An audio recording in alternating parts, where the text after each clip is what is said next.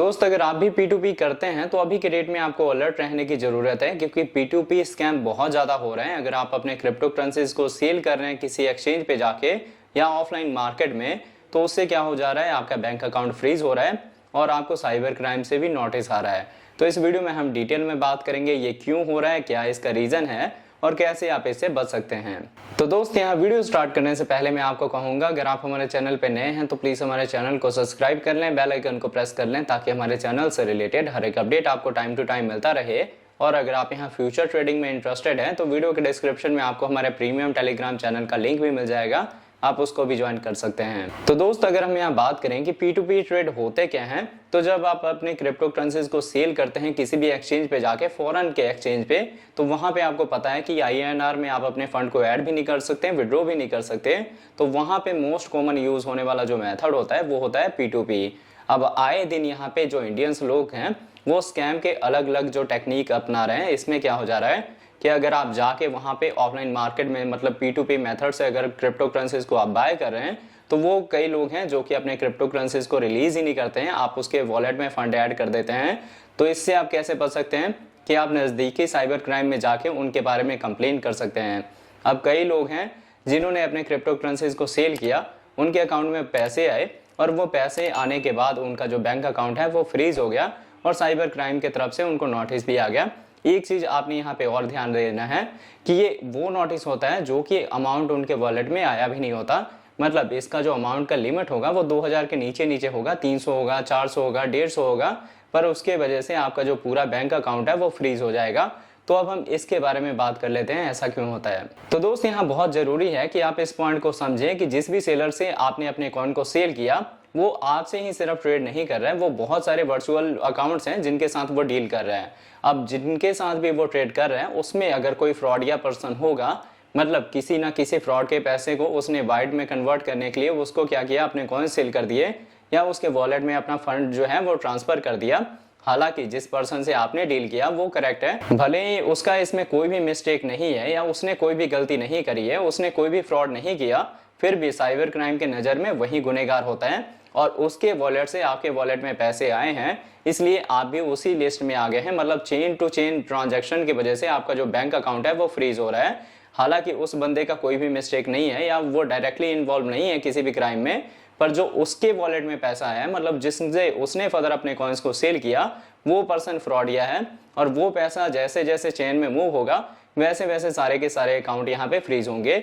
तो अगर आपका यहाँ अकाउंट फ्रीज हुआ है तो आप उससे वरी ना करें। अगर आपको मुझसे कोई हेल्प चाहिए तो चैनल के इन्फो में आपको मेरे इंस्टाग्राम आईडी का लिंक मिल जाएगा, आप मुझे भी कांटेक्ट कर सकते हैं। अब आपको यहाँ पे समझ आ गया होगा कि आपकी बिना मिस्टेक की वजह से भी आपका बैंक अकाउंट फ्रीज होगा। अब अभी के टाइम में आप कैसे इससे बच सकते हैं। तो सबसे पहले आप जिस भी एक्सचेंज पे P2P कर रहे हैं वहां पे वेरीफाइड सेलर देखें, या फिर ऑफलाइन मार्केट में जो ट्रस्टेबल पर्सन है उससे आप अपने कॉइन को सेल करें, और वो भी अगर आपको अर्जेंट पैसों की नीड हो तभी आप ऐसे ट्रेड लें। अदरवाइज अभी के टाइम में आप P2P को अवॉइड करें। अब बहुत सारे मेरे भाई ऐसे भी हैं जिनका कोई लिंक नहीं है उसमें, फिर भी उनका बैंक अकाउंट या पेटीएम वॉलेट फ्रीज कर दिया गया है। तो उनको अभी के टाइम में क्या एक्शन लेना चाहिए, तो देखिए, अगर आपका बैंक अकाउंट है तो आप सिंपल अपने बैंक में विजिट करें, और अगर आपका पेटीएम वॉलेट है तो आप दिल्ली विजिट कर सकते हैं इनके मेन ऑफिस में। वहां पे जाके आप इनसे डिमांड कर सकते हैं कि आपने मेरा बैंक अकाउंट क्यों फ्रीज किया है, कहां से, कौन सी साइबर क्राइम की टीम ने आपके बैंक अकाउंट को फ्रीज करवाया है। तो ये लोग एक नॉलेज नंबर दे देंगे और आपको जो आपका केस देख रहा है उस इन्वेस्टिगेशन इंस्पेक्टर का भी डिटेल दे देंगे, उसका भी कॉन्टैक्ट नंबर मिल जाएगा, कंप्लेनर का भी मिल जाएगा। तो आप यहाँ पे अपने बिहाफ पे भी शॉर्ट आउट करने की कोशिश कर सकते हैं कंप्लेनर के थ्रू। अगर कंप्लेनर आपकी नहीं सुनता, पैसे की डिमांड करता है, क्योंकि मोस्टली केसेस में मैंने भी देखा है कि ये एक्स्ट्रा पैसे की डिमांड करते हैं, चाहे आपके पास अपडेट या जो भी आपका अमाउंट है वो होल्ड हुआ है 400 रुपए का, पर वो 4 लाख का, 40,000 का ऐसे डिमांड करते हैं। तो उस सूरत में आपने जो आपका इन्वेस्टिगेशन पुलिस ऑफिसर है उससे कॉन्टेक्ट करना है और उसको आपने सारा अपना इंसिडेंट बताना है कि मैंने ऐसे ऐसे ट्रेड किया था जिस वजह से मुझे ऐसे नोटिस मिला हुआ है, मेरा पर्सनली उस पर्सन से या उस ट्रांजैक्शन से कोई लिंक नहीं है। तो उस सूरत में अगर वो जो इन्वेस्टिगेशन इंस्पेक्टर होगा वो आपके यहाँ पे सुझाव से खुश होता है तो आपका जो बैंक अकाउंट होगा उसको वो अनफ्रीज करवा देगा। पर ये जो केस है ये लंबा चलने वाला है, ये आपको 2 महीने 6 महीने का भी टाइम ले सकता है।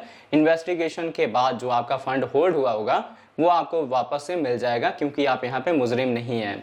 अब एक चीज़ आपने यहाँ पे और ध्यान रखना है कि एक्चुअल में जो साइबर क्राइम होता है, इसमें जो एंड ऑफ मूवमेंट होता है, मतलब जिसके पास लास्ट में पेमेंट जा रही है, वो पर्सन गुनहगार होता है।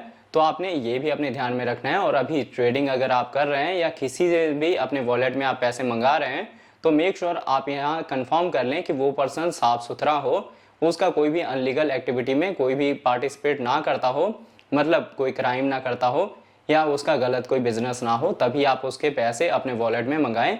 अदरवाइज आप ऑनलाइन ट्रांजैक्शन को अवॉइड करें। तो होप आपको यहाँ अच्छे से मैंने समझा दिया कि क्यों उनको अपडेट आ रहा है, साइबर क्राइम के नोटिस आ रहे हैं या उनके बैंक अकाउंट क्यों फ्रीज हो रहे हैं। ये कोई भी पर्सन अगर कर रहा है आपके चेन से रिलेटेड, तो आपका भी वहाँ पे बैंक अकाउंट फ्रीज होना जाहिर सी बात है। इन्वेस्टिगेशन के बाद आपका बैंक अकाउंट अनफ्रीज हो जाएगा। ये एक पार्ट है इन्वेस्टिगेशन का साइबर क्राइम के थ्रू। और अगर आप इस टाइप के किसी चक्कर में नहीं फंसना चाहते, तो अभी के डेट में आप P2P ट्रेडिंग को अवॉइड करें जब तक कोई यहाँ पे अच्छा सोल्यूशन नहीं मिल जाता। अगर आपकी कोई क्यूरी हो तो मैंने आपको बता दिया कि चैनल में के इन्फो में आपको मेरा इंस्टाग्राम आईडी का लिंक मिल जाएगा, आप मुझे कांटेक्ट कर सकते हैं। तो होप आपको हमारी वीडियो ये अच्छी लगी होगी। अगर आपको हमारी वीडियोस अच्छी लगती हैं, प्लीज वीडियोस को लाइक कीजिए, शेयर कीजिए अपने दोस्तों के साथ। मिलते हैं आपसे नई वीडियो के साथ, तब तक के लिए जय हिंद, जय भारत।